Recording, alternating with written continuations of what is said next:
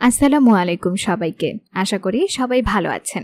শুরুতেই সবাইকে জানবো ও শিখবো চ্যানেলে স্বাগত জানাচ্ছি। আজকে আমি চলে এসেছি আপনাদের জন্য নতুন আরেকটি ভিডিও নিয়ে। আশা করছি ভিডিওটি আপনাদের নতুন কিছু জানতে ও শিখতে সাহায্য করবে। আজকে আমরা জানবো সহবাস করে প্রস্রাব করলে কি হয়। জানেন কি কন্ডোম ছাড়া সেক্স করে প্রস্রাব করলে কি হয়? অনেকেই আমাদের কাছে প্রশ্ন করেছেন, কন্ডোম ছাড়া সহবাস করে প্রস্রাব করলে প্রেগনেন্ট হব কি? চাইলে আপনিও আমাদের কাছে প্রশ্ন করতে পারেন। আমরা চেষ্টা করব আপনার প্রশ্নের উত্তর দিতে। আমি সাধারণত সবসময় কন্ডোম দিয়ে সহবাস করি, তবে মাঝে মাঝে কন্ডোম ছাড়া সহবাস করতে ইচ্ছে হয়। তখন কন্ডোম ছাড়াই সহবাস করি এবং সহবাসের পরপরই প্রস্রাব করি। যদিও একটু সময় লাগে তবুও প্রস্রাব করি। এতে কি সবসময় নিরাপদে যৌন সঙ্গম হয়? এ সম্পর্কে কি কিছু বলবেন? অবশ্যই, তা নিয়ে কিছু পয়েন্ট ব্যাখ্যা করা হলো।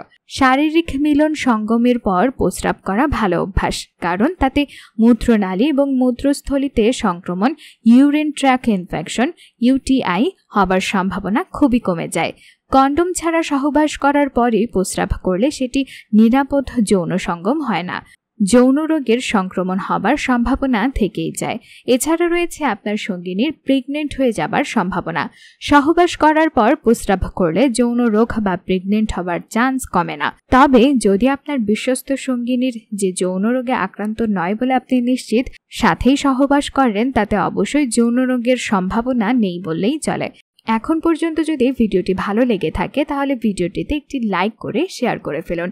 এক্ষেত্রে কন্ডোম ছাড়া সহবাস করার সময় শুধু গর্ভধারণের কথা মাথায় রাখলেই হবে।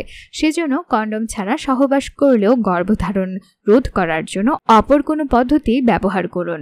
যৌন মিলনের পর মহিলাদের মূত্র ত্যাগ করা খুবই গুরুত্বপূর্ণ, কারণ মহিলাদের মূত্রনালী ছোট, যা সহজেই ব্যাকটেরিয়া ছড়াতে পারে। সহবাসের সময় পুরুষের প্রস্রাবে উপস্থিত ব্যাকটেরিয়া সহজেই মহিলাদের গোপনাঙ্গে প্রবেশ করে। এমন অবস্থায় সহবাসের পরপরই প্রস্রাব করলে এই ব্যাকটেরিয়া দূর হয়। সহবাসের 30 মিনিটের মধ্যে প্রস্রাব করার চেষ্টা করুন। আপনি যদি দীর্ঘ সময় অপেক্ষা করেন, ব্যাকটেরিয়া সহজেই আপনার মূত্রনালীতে প্রবেশ করতে পারে। এর জন্য প্রস্রাব করার পাশাপাশি গোপনাঙ্গও পরিষ্কার করতে হবে। যদি পুরুষের মিলনের পর প্রস্রাব না হয় তবে তাতে তাদের কোনো ক্ষতি নেই। যেহেতু পুরুষদের মূত্রনালী মহিলাদের তুলনায় দীর্ঘ, তাই সহবাসের পর সংক্রমণের ঝুঁকি নগণ্য।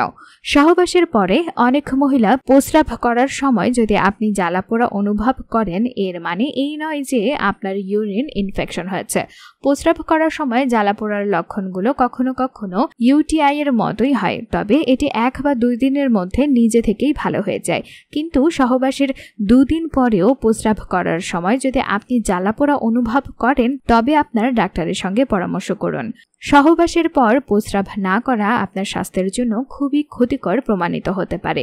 এর কারণে নারীদের ইউরিন ইনফেকশন সহ নানা সমস্যায় পড়তে হতে পারে। এমন পরিস্থিতিতে এটি গুরুত্বপূর্ণ যে মিলনের পরে আপনাকে অবশ্যই কিছু বিষয়ে যত্ন নিতে হবে।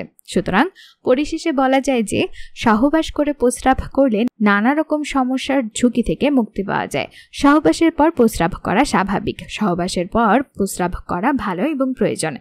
আশা করি আজকের এই গুরুত্বপূর্ণ ভিডিওটি দেখে অনেক কিছু জানতে ও শিখতে পেরেছেন। আর এইরকম আরও জ্ঞানভিত্তিক ও ইসলামিক ভিডিও দেখতে জানবো ও শিখবো চ্যানেলটি সাবস্ক্রাইব করে ফেসবুকে ফলো করে ফেলুন। পাশাপাশি ভিডিওটি শেয়ার করে আপনার বন্ধুদের জানার সুযোগ করে দিন।